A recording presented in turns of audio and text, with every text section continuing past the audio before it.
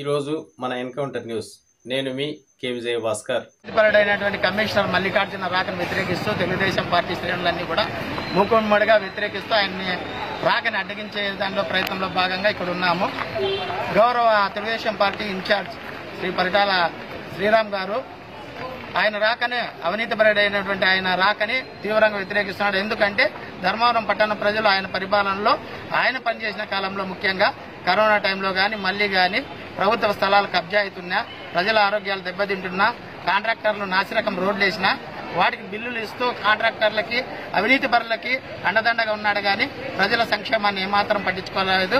అలాంటి కమిషనర్ ఇక్కడ ఉండడానికి అనర్హుడు అని చెప్పేసి ఒక ఉద్దేశంతో ఆయన తిరిగి ఇక్కడ రాకూడదని చెప్పి ఒక పిలిపించాడు.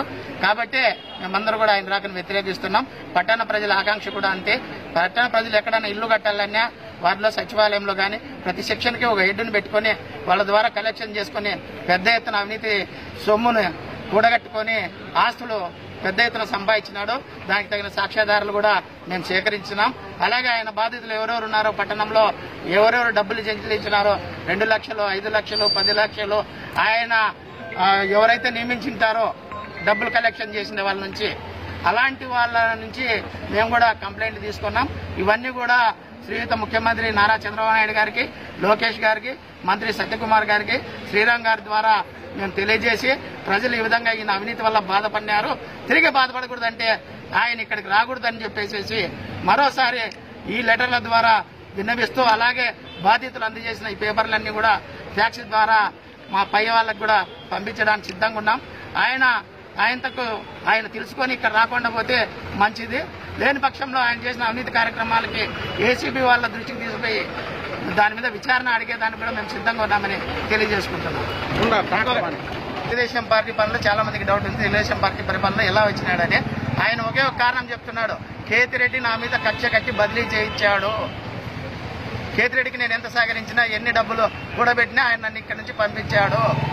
కాబట్టి నేను ఒక రోజైనా ఇక్కడ పనిచేయాలని చెప్పి నిబం అంతా కేతిరెడ్డి మీదకి నెట్టేసి అప్పటి చైర్మన్ ఉడుమల రాము, కేతిరెడ్డి కంబైన్గా చేసి నా మీద కుట్రపూరితంగా ఇక్కడ నుంచి బదిలీ చేసినారు. కాబట్టి వాళ్ళ పైనుండి అధికారాన్ని భిన్నవించుకొని నేను బాధితుడు, వైఎస్ఆర్సీపీ పార్టీ కేతిరెడ్డి ఎమ్మెల్యే బాధితుడిగా అక్కడ పేర్కొంటూ ఆయన ఏదో విధంగా ఆర్డర్ తెచ్చుకోవడం జరిగింది.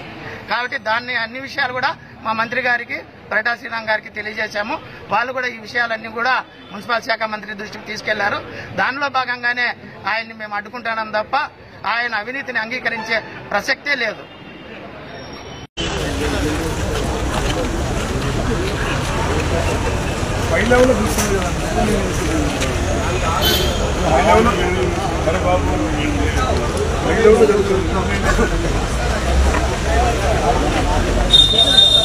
వీడియో రావాలా